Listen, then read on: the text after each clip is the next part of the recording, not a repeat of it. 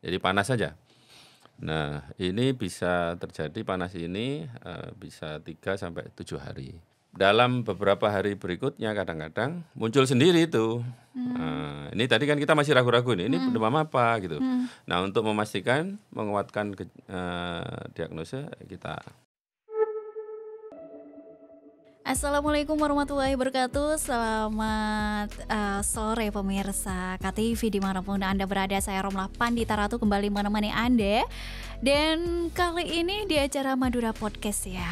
Dan kebetulan saya tidak sendirian, tapi ada narasumber kita dari Dinkes Pamekasan. Ada Bapak Saifuddin MSI. Selamat sore Bapak. Selamat sore. Assalamualaikum. Waalaikumsalam warahmatullahi wabarakatuh. Gimana Bapak punya kabar untuk hari ini? Alhamdulillah, salam sehat, segar bugar untuk kita. Oh, alhamdulillah. Tetap semangat ya Bapak ya. Semangat selalu.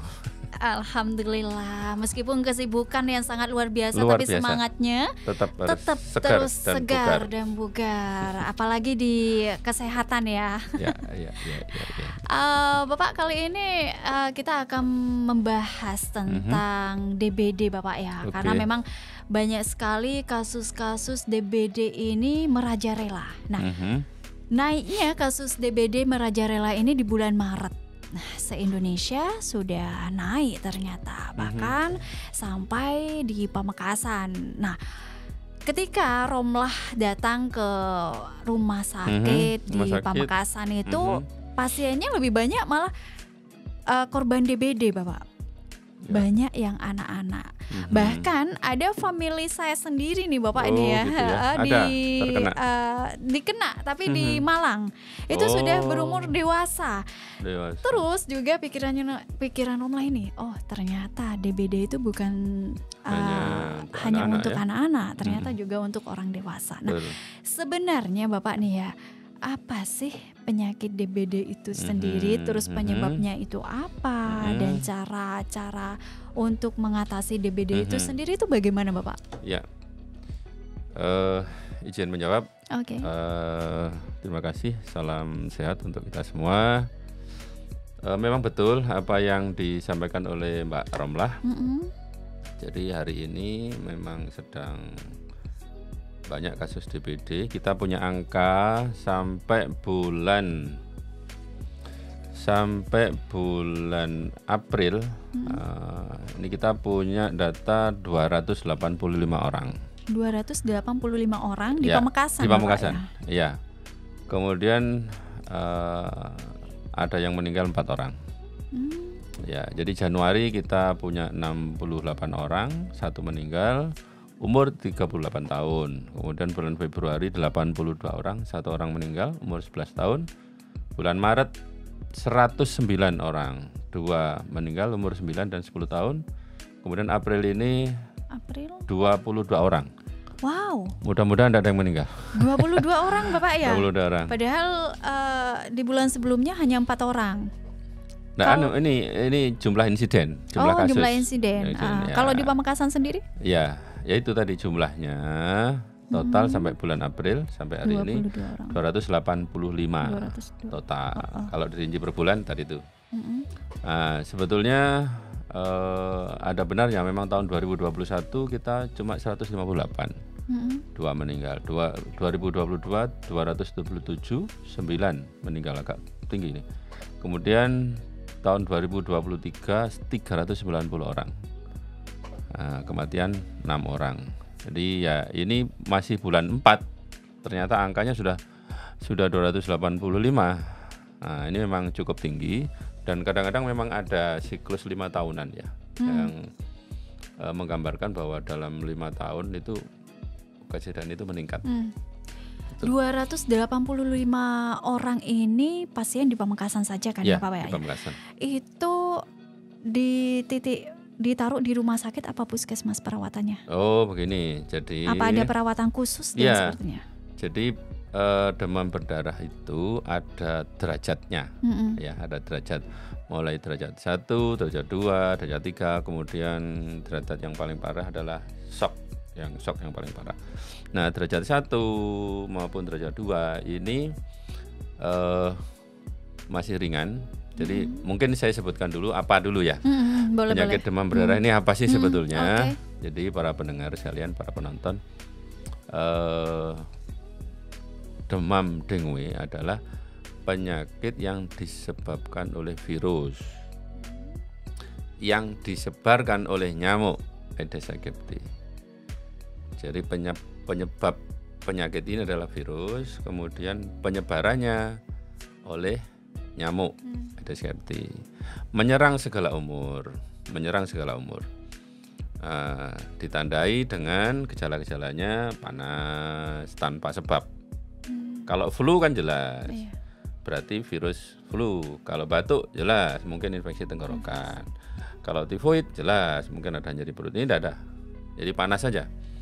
Nah, ini bisa terjadi panas ini bisa 3 sampai 7 hari. Tidak ada sebabnya.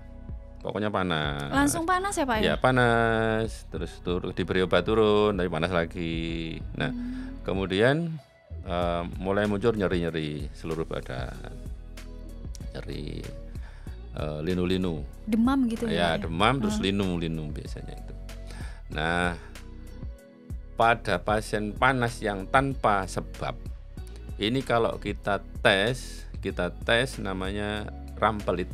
Nah, diikat di lengan, kita provokasi, nanti dia akan mengeluarkan bintik-bintik. Nah, bintik-bintik merah itu tandanya ada kebocoran darah di dalam tubuh ini. Nah, itu salah satu tanda-tanda klinis. Kalau orang demam yang lain, walaupun diprovokasi dia tidak akan keluar bintik-bintik merah. Nah, dalam beberapa hari berikutnya kadang-kadang muncul sendiri itu. Nah, ini tadi kan kita masih ragu-ragu ini demam apa gitu. Nah, untuk memastikan, menguatkan diagnosa, kita provokasi. Nah, jadi tandanya ada perdarahan, petehi namanya, pendarahan di bawah kulit. Nah, itu biasanya nanti kalau daya tahan tubuh kita itu lemah, panasnya akan bertahan, kondisinya semakin turun, kemudian ada mual, ada muntah, seperti itu. Oleh karena itu, pemahaman yang kita harus pegang bahwa virus ini tidak ada obatnya. Semua penyakit virus itu tidak ada obatnya. Obatnya adalah daya tahan tubuh kita. Ya, jadi mungkin Mbak Romla pernah flu, nah ada beler, ada panas, itu yang diobati gejalanya, panasnya diturunkan, belernya disumpet pakai obat itu. Tapi virusnya tetap ada. Nah, nanti ketika 3-4 hari kita daya tahan tubuh kita kuat, virus itu akan pergi sendiri. Virus hepatitis juga begitu, HIV juga begitu, campak juga begitu. Itu pola penyakit virus seperti itu. Nah, demam berdarah itu juga seperti itu. Jadi harapannya ketika ada keluarga kita terserang demam berdarah, yang penting adalah meningkatkan daya tahan tubuh kita. Makan, minum yang bergizi, fisik harus kuat, istirahat yang cukup, seperti itu. Nah, sementara begitu. Mengenai DBD itu ya Bapak ya, kan ciri-cirinya katanya Bapak tadi demam, tiba-tiba panas, terus meskipun diobati tetap aja gitu ya Bapak turun sebentar, nanti panas lagi. Terus juga ada bintik-bintik. Bintik-bintik merah ya. Tapi Pak di sini ketika kita berbicara bintik-bintik merah itu ada juga yang sudah booming sekarang, bahkan di bulan ini ya, di bulan April ini booming ada yang namanya flu Singapura.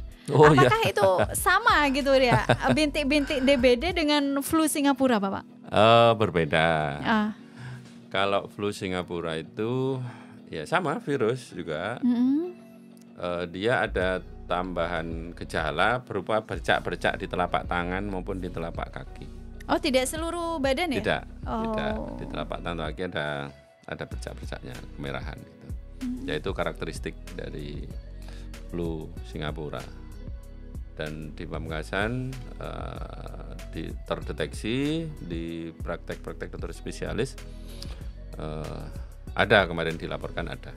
Seperti itu. Kalau di Pamekasan sendiri ada ya Pak? Iya, makanya di dokter spesialis itu kita deteksi ada. Dilaporkan ada 9 orang. Kira-kira itu nular ya Pak ya? Nular. Jadi semua penyakit yang disebabkan oleh mikroorganisme itu menular. Dari Dinkes sendiri untuk mengatasi hal tersebut, baik itu DBD terus flu Singapura itu bagaimana? Kita sudah melakukan banyak hal. Upaya yang sudah kita lakukan, satu, membuat surat edaran terkait dengan kewaspadaan dan kewaspadaan pengendalian demam berdarah kepada puskesmas. Jadi puskesmas itu aktif membuat flyer, sosialisasi, penyuluhan tentang apa itu penyakit demam berdarah dan bagaimana cara mencegah maupun menanggulanginya. Itu puskesmas. Kemudian mengajak masyarakat melalui media promosi, ada semua medsos platform kita pakai, ada Instagram, ada Facebook, kita manfaatkan semua. Melakukan kegiatan penyuluhan pemberantasan nyamuk dengan 3M+. Kita pernah dengar ya? Apa itu, Pak? 3M. 3M+ itu menguras bak mandi. Ini kalau tidak dikuras, itu jentik nyamuk bisa masuk di situ. Tiap bulan apa tiap hari apa gimana? Ya, kalau bisa seminggu sekali. Satu minggu satu kali. Kemudian menutup tempat-tempat penampungan air. Kalau punya tandon-tandon air, tutup supaya nyamuk tidak ke situ. Kemudian juga menimbun barang-barang yang kecil-kecil ini mungkin bisa jadi sarang nyamuk. Plusnya di mana? Ayo ketika kita tidur, kita lindungi tubuh kita itu dengan selimut, dengan tapir, dengan bahan-bahan pencegah nyamuk supaya tidak digigit oleh nyamuk. Dan nyamuknya khusus nyamuk Aedes aegypti.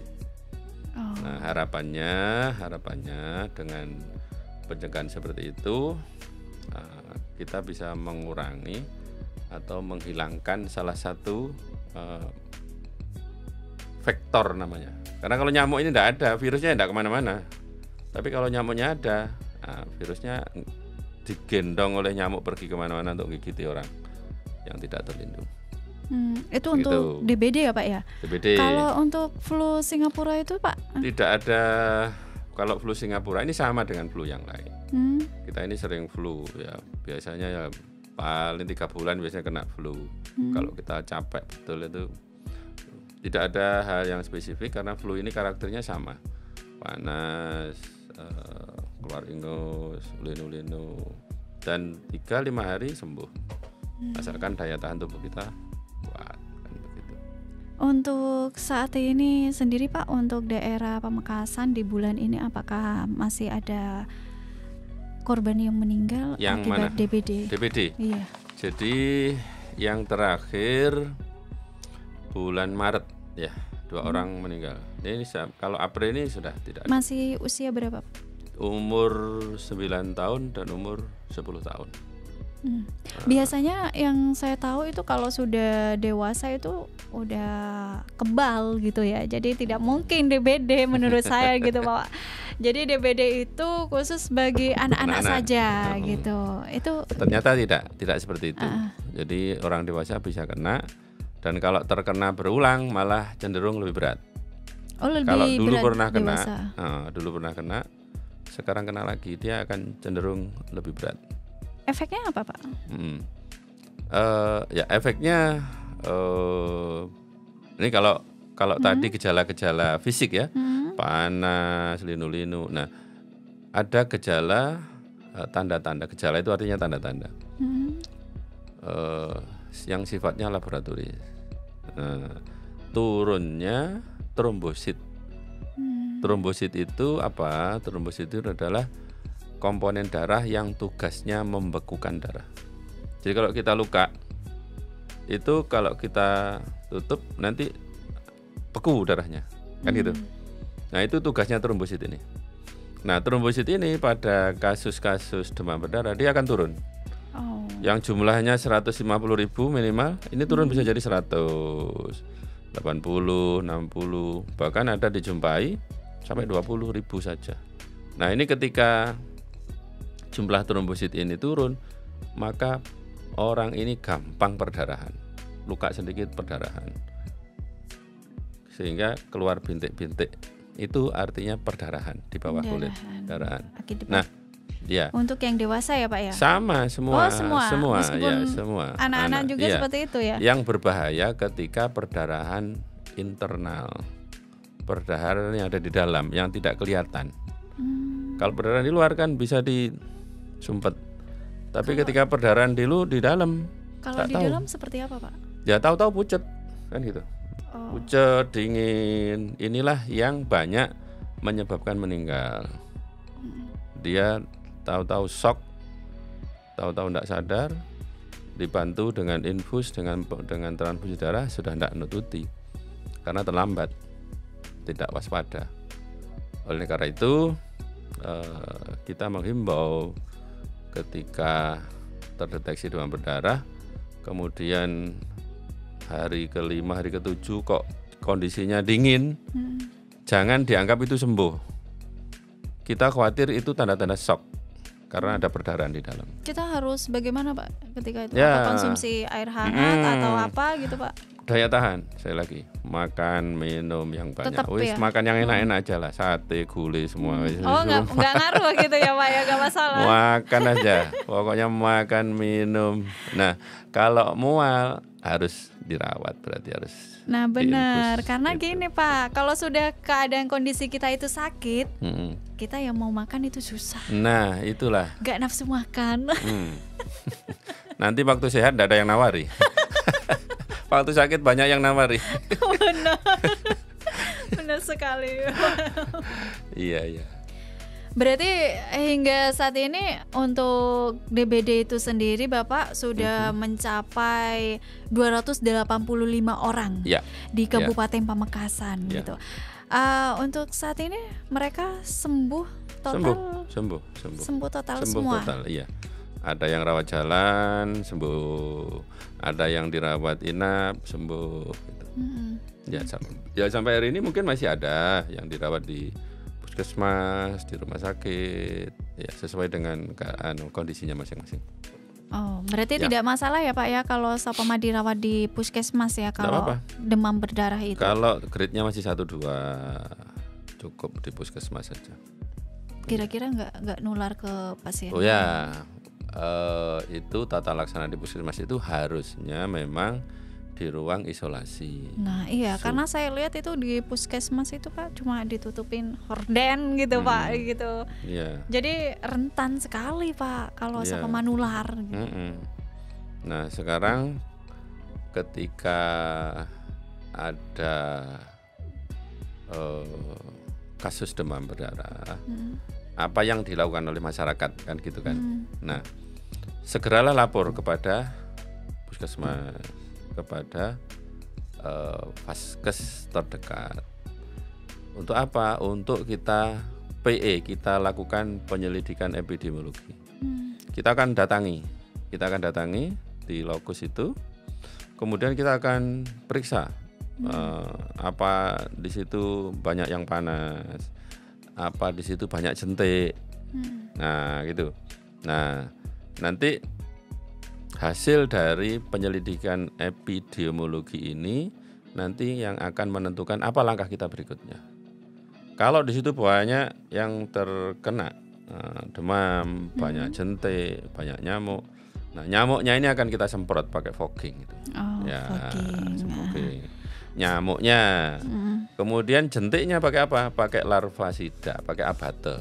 Fogging itu dilakukan ketika orang itu sudah terkena DBD apa sebelum DBD Bapak? Setelah. Oh, kenapa seperti itu? Ya untuk apa? Kalau nyamuknya bukan Aedes aegypti, jadi kita akan melaksanakan fogging sesuai dengan kebutuhannya. Kalau untuk nyemprot nyamuk yang lain ya boleh, tapi sebetulnya fogging itu bukan untuk itu. Hadirnya fogging itu untuk membunuh nyamuk Aedes aegypti. Di situ banyak orang sakit, banyak panas, ternyata demam. Nyamuk yang hidup itu kita bunuh semua. Jentiknya kita bunuh pakai abate, dicemplungi dimasukkan obat itu supaya kamar-kamar mandi itu tidak ada lagi jentiknya mati. Atau kita pelihara ikan, gampang ya, ikan cupang itu yang kita rekomendasikan untuk dipelihara agar makan jentik-jentik nyamuk itu. Nah, tapi jangan khawatir Mbak Romlah. Jadi kita ini kan bisa menangkap kekhawatiran masyarakat. Kekhawatiran masyarakat, oh sudah banyak yang ini kok tidak di fogging, kok nggak disemprot. Iya, benar. Nah itu sebenarnya pemahaman yang harus diluruskan, bahwa fogging itu sebetulnya secara efektif untuk nyamuk Aedes aegypti. Kalau tidak ada yang sakit di situ, hanya diduga saja, ya eman foggingnya. Berarti ini saya lanjutkan, kita sudah besok Kamis sama Jumat minggu depan kita akan lakukan fogging di OPD seluruh OPD di sekolah-sekolah juga. Jadi ini untuk ya merespon kebutuhan masyarakat, walaupun itu sebetulnya ada yang tidak tepat kalau di situ tidak ada kasus. Ketika mungkin ada kasus nih Pak nih ya, anak-anak terkena DBD, kita butuh fogging. Itu apakah bayar apa gratis? Gratis. Meskipun obat-obat untuk ditaruh di mana tuh? Di kamar mandi. Di Papa Mandi. Gratis semua sudah kita distribusikan ke puskesmas. Semua puskesmas sudah punya alat fogging termasuk bahan untuk fogging. Oh, berarti nanti ketika ada kasus hal itu kita tinggal lapor ke puskesmas. Ya. Oke. Betul. Okay. Seperti itu. Itu pemirsa KTV mengenai tentang DBD. Wah, ternyata DBD ini sangat marak sekali ya untuk di Pamekasan. Sampai 285 orang yang sudah terkena DBD di Pamekasan. Semoga wabah penyakit ini terus berakhir, bisa Bapak. Bisa dikendalikan. Ya. Terutama flu Singapura itu yang menakutkan bagi saya. Namanya saja Singapura. Ya flu-nya ya sama saja. Hanya gejalanya tambah becak-becak gitu ya. Nanti ada flu Arab. Ada lagi Bapak? Enggak, biar seru-seruan. Ya semoga kita dihilangkan dari semua penyakit Bapak. Amin. Yang penting jaga kesehatan, daya tahan, olahraga, istirahat cukup, jangan stres. Oke, terima kasih Bapak untuk hari ini. Terima kasih, sama-sama. Baik pemirsa, saya Romlah Pandita Ratu pamit di acara Madura Podcast. Terima kasih. Wassalamualaikum warahmatullahi wabarakatuh. Waalaikumsalam warahmatullahi wabarakatuh.